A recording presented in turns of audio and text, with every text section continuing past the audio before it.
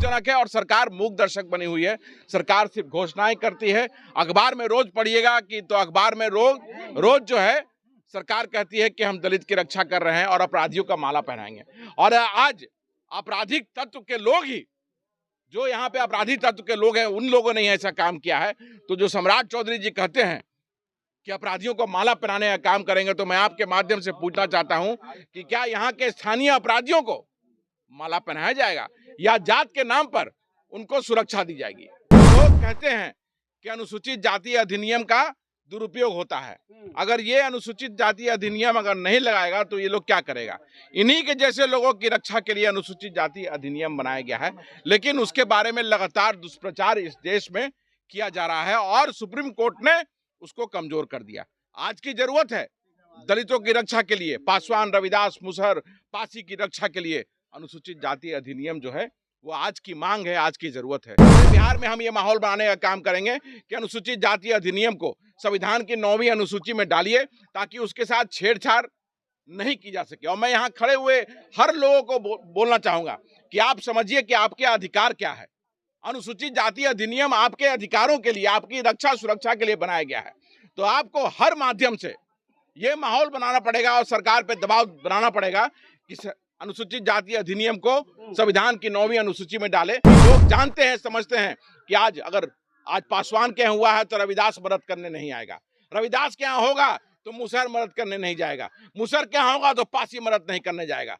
लेकिन यही अगर दलित महादलित जो है, ये सब सारे जातियां जो है एक साथ आ जाएंगे तो लोग जब समाज में समझेंगे कि आप एक हैं तो कोई हिम्मत नहीं करेगा आप पर शोषण अत्याचार करने का। और नहीं तो इसी तरह से आपकी बहनों बेटियों का दुष्कर्म होते रहेगा, आपके बच्चे जो पलायन करके बाहर जाते हैं वो मार खाते रहेंगे। रास्ते का विवाद के कारण और मोटरसाइकिल मतलब ये बर्दाश्त नहीं है लोगों की। दलित जो है, पासवान समाज का लोग जो है आज अपने पैसा से, कमाए हुए पैसे से मोटरसाइकिल पे चढ़ रहा है। अगर उनकी जमीन है तो उनको बर्दाश्त नहीं है कि उनकी जमीन पे चढ़ के भी वो जाए, इसलिए इन लोगों के साथ मारपीट किया गया। और वो मारपीट भी कोई ऐसे नहीं, बाहर में काम करता है लोग, ये लोगों को देखना चाहिए।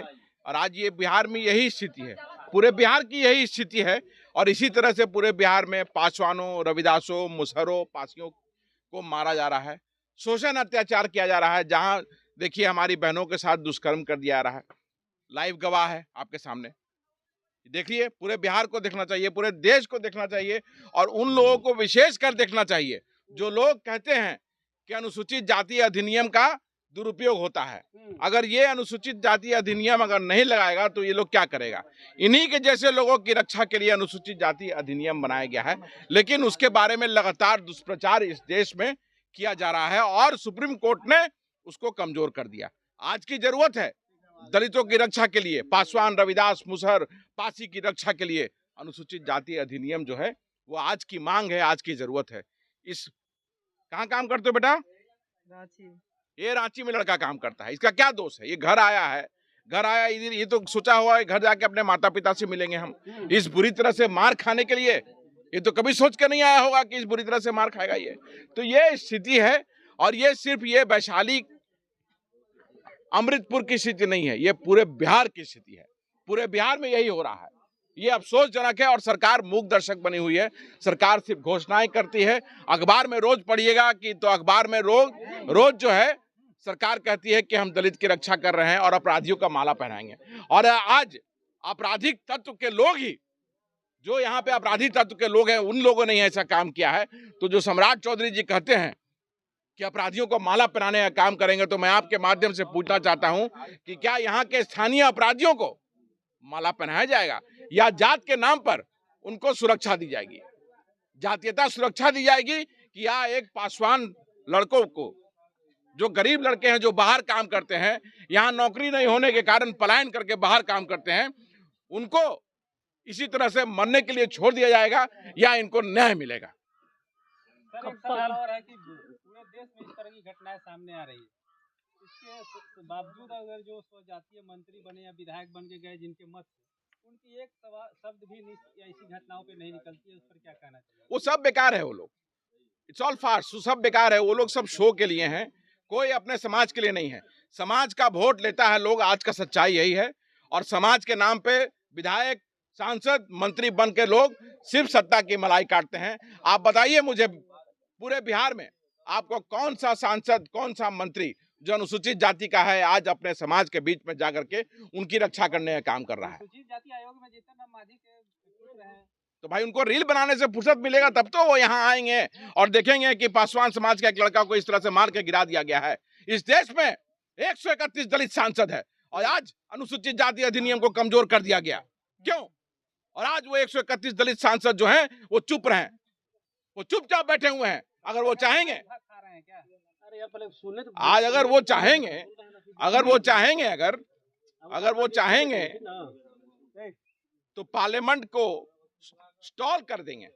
वो चाहेंगे तो सिस्टम से लड़ाई करके अनुसूचित जाति अधिनियम को यथावत पहले की तरह किया जा सकता है। और हमारी मांग है और हम लगातार ये मांग कर रहे हैं। और जब तक नहीं होगा, पूरे बिहार में हम ये माहौल बनाने का काम करेंगे कि अनुसूचित जाति अधिनियम को संविधान की 9वीं अनुसूची में डालिए ताकि उसके साथ छेड़छाड़ नहीं की जा सके। और मैं यहाँ खड़े हुए हर लोगों को बोलना चाहूंगा कि आप समझिए कि आपके अधिकार क्या है।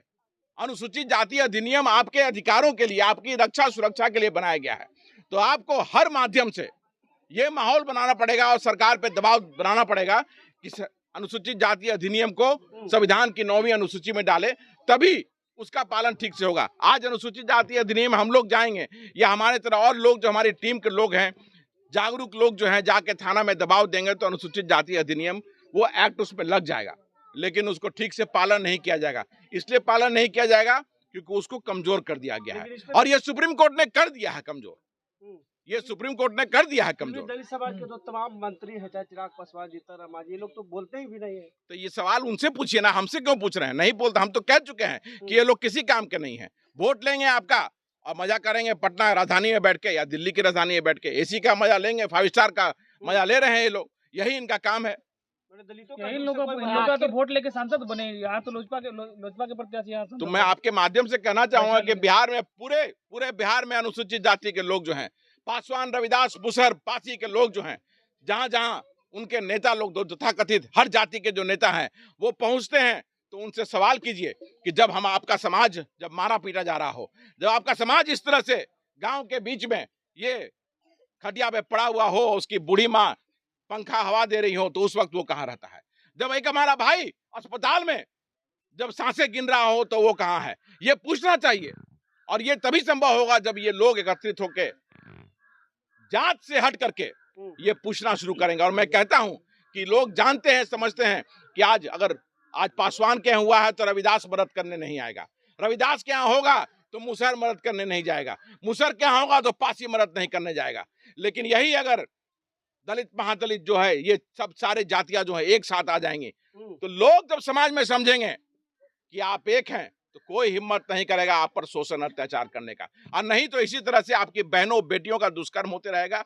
आपके बच्चे जो पलायन करके बाहर जाते हैं वो मार खाते रहेंगे। ये पूरे बिहार में हो रहा है। इनको तो खैर हम लड़ेंगे, इनके लिए केस भी दाखिल कराएंगे, गिरफ्तारी भी करवाएंगे, लेकिन हर जगह संभव नहीं है ये, हर जगह संभव नहीं है ये।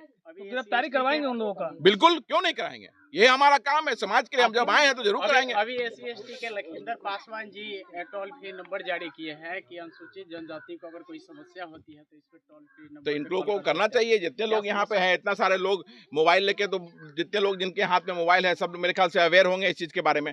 सबको उस टोल फ्री नंबर पे फोन करना चाहिए और बोलना चाहिए कि अनुसूचित जाति अधिनियम जो है वो दाखिल नहीं हो रहा है या अनुसूचित जाति अधिनियम के तहत केस नहीं हो रहा है। तब तो सच्चाई पता चलेगा ना। टोल फ्री नंबर सोल्यूशन नहीं है।